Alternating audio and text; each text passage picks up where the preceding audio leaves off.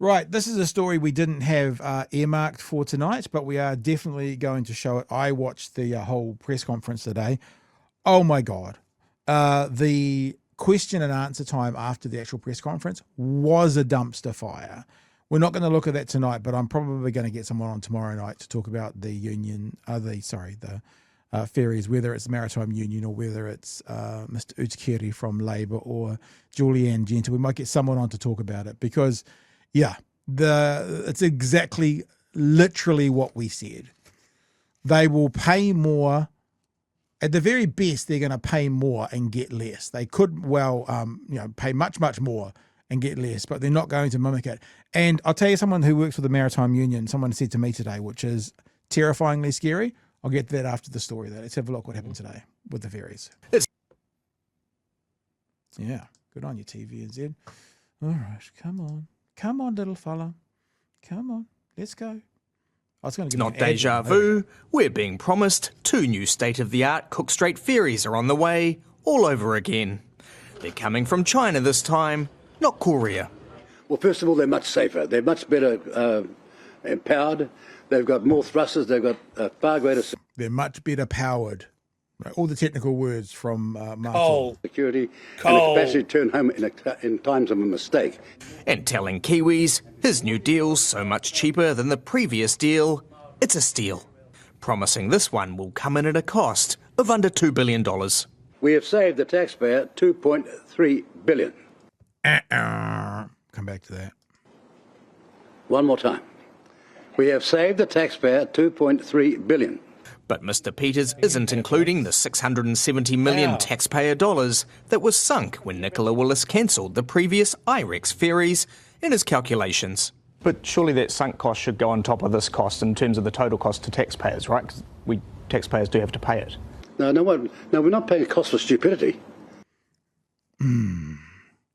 He's not putting it in the ledger as to what ferries cost because it was a stupid mistake. Now, I'm hoping he means that Nicola Willis cancelled them, but I get the fear of me that he's potentially talking about what the last guys did. That he, remember, signed on back in the time when he was in with Jacinda. So apparently, in future reference, guys, if you get a speeding ticket for doing something stupid, accidentally doing 70 and a 50, then that's not going to come out of your budget. Because you don't have to pay for stupid mistakes. That's what Mr. Peters is telling us. So that's good to know. All my mistakes are stupid. I'm never going to pay a fee again. That's what you want me to do. Winston Peters has swept the $671 million that was spent in cancelling the ferries under the rug here. You are sweeping the $670 million under the rug, though. They're right about that, aren't you? No, that's the failed question you asked him about 3 minutes ago. I'm sorry. I got bad news. It's been swept under the rug. I got bad news for you, guys. We've done the accountancy and we're accurate here. The government is exaggerating the cost savings. We're looking at several years of disruption for a worse outcome at almost the same cost. Yep. The iRex project had multiple cost blowouts due to the necessary upgrades of portside infrastructure. The team in charge now are vowing there won't be a repeat and say they're finding ways to... Promising there won't be a repeat, but they have no way they can prove any evidence right now to prove that it won't be a repeat. They can't do that, especially because Winston Peters said one thing in his press conference that the news doesn't cover, but I took a quote of it and I'll read out what it is shortly. Cut costs. We do no longer have to have the expense of elevated walkway for passengers. It's going to be at the same level as the motor vehicles come in, except on a different track. So the one difference in the building is a walkway is going to be 3 meters lower. 2.3 billion in savings. Good God. We're not nickel and diming, but we are identifying areas where we can save. But the opposition still aren't impressed. Let's be clear. We had ships that were going to cost $551 million. What Winston Peters has announced today are ships that are inferior, that will basically cost just under $600 million. That is not a good deal for anyone looking at that. At the end of the day, we're going to get smaller ferries many years too late that will be high emissions and therefore higher cost. Yeah, because I'm pretty sure, Chewie, the iRex was electric, weren't they? Were they electric? They were hybrid. Hybrid. With the ability to basically put in more batteries later on to make them more electric than they were diesel. Yeah. So there you go. That was gone. And this is something that Winston has sort of taken a sort of sideswipe at by saying that the project was taken over by consultants. And what that means is the people that came in and gone, hey, should we look at our carbon footprint? Should we look at how efficient these are in terms of what engines that they use?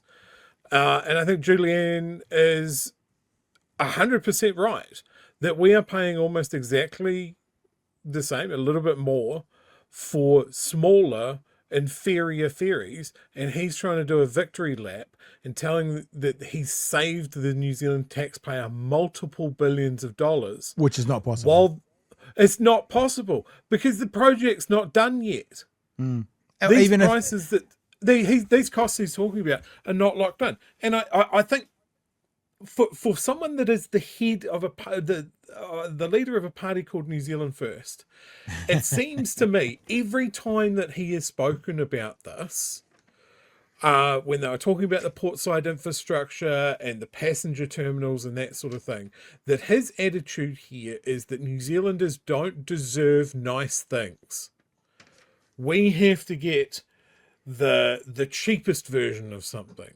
We have to cut the most corners.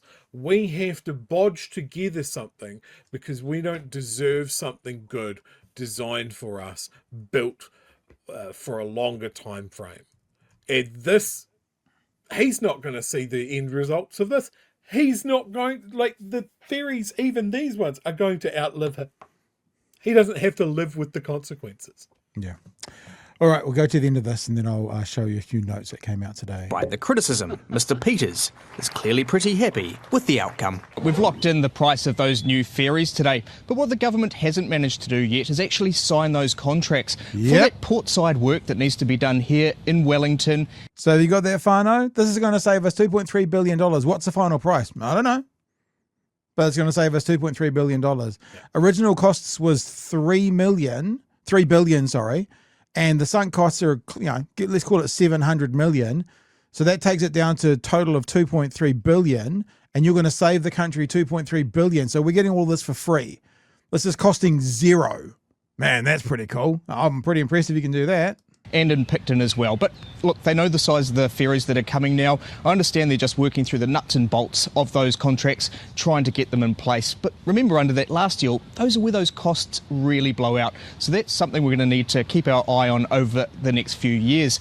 Now, Mr. Peters was also asked today, when exactly are these ferries going to arrive? And he said he's expecting one to arrive in early 2029 and one towards the end of the year. But Mr. Peters himself, he'll actually be travelling to China next week with a delegation, where they're actually going to have a bit of a celebration over the signing of this deal. Mr. Peters put out a press release earlier today saying it really builds on that strong trading relationship between New Zealand and China. So basically, if there's a party, Winston's there. So that's why these have been signed.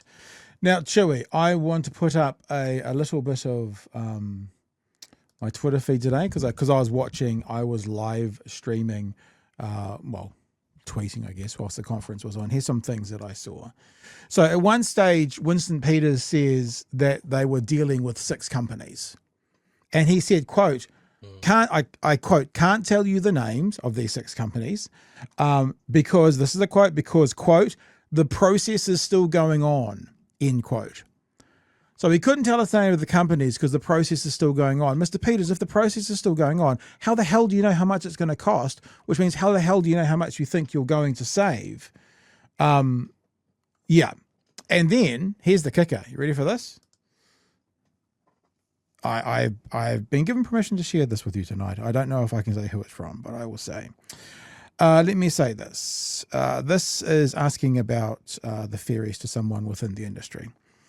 They've over-rigged the cost of iRex, meaning this, because he's saying it was $4 billion. It was, in fact, $4.2 billion. Yeah. Now, why don't you say it was $100 billion, Winston, and you saved us $97 billion? That'd be great. So they over-rigged the cost of the iRex, and they've deferred The infrastructure from New Zealand program, it's all about meeting Peter's political commitment to spending billions less.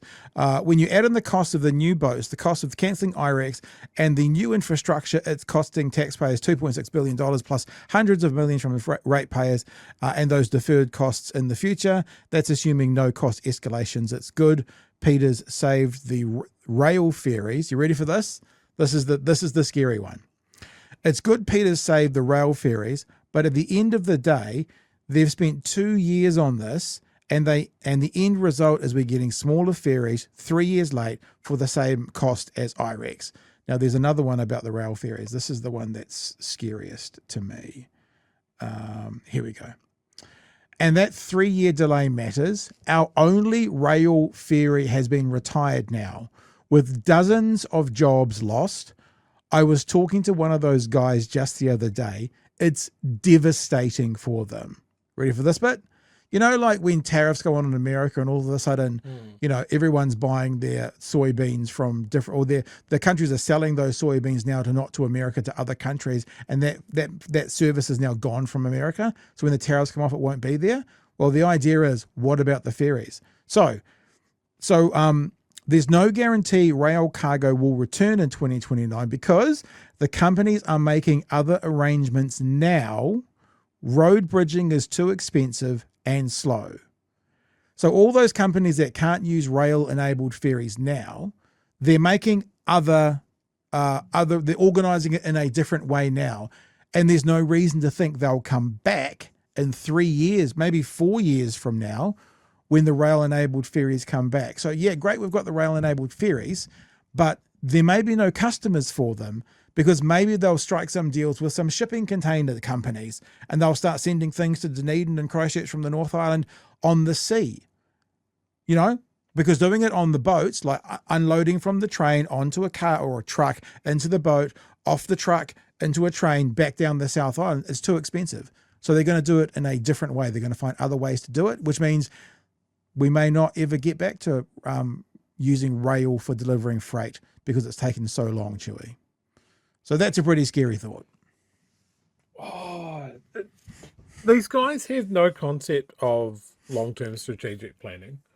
And I just keep coming back to this, that this is 100% political. This isn't just a difference of opinion of the best way to do the ferries. They just took all of that work, all of that consultation, all of the negotiations with Hyundai, all of the planning, and flushed it in such a knee-jerk, we don't have anything else set up manner. And everybody is just trying to score political points off something that is critical national infrastructure.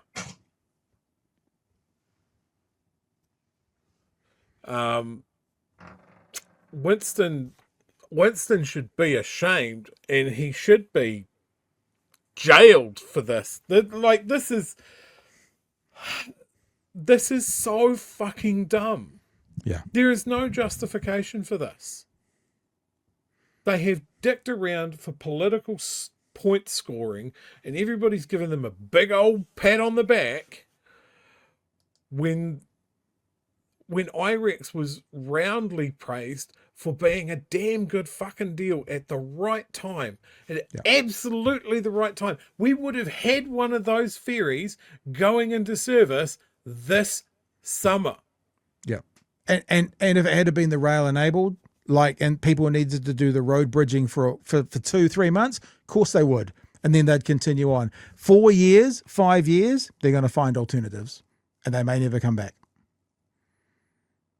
Thanks, Winston. Thanks, Nikki No Boats. Oh my gosh, we got to do a special on Nikki No Boats. Okay, I'll look at that for tomorrow. We got to do a Nikki No Boats special, that's for sure, because it's appropriate.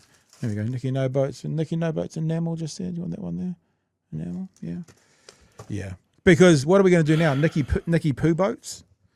And look, let's just say this: they're saying numbers and they're picking dates, but contracts haven't been signed yet. Okay, So we're waiting years for these ferries to come in. The shipping companies, the transport companies can't wait that long. Isn't that just a case where somebody is going to go out and build their own? Maybe. Bluebridge is Bring being in some sold, I heard tonight. Bluebridge is being sold to an Bring- Australian company.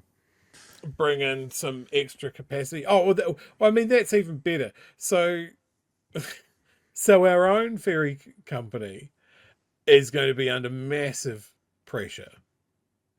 And then the only other alternative ferry company is being sold to an overseas company.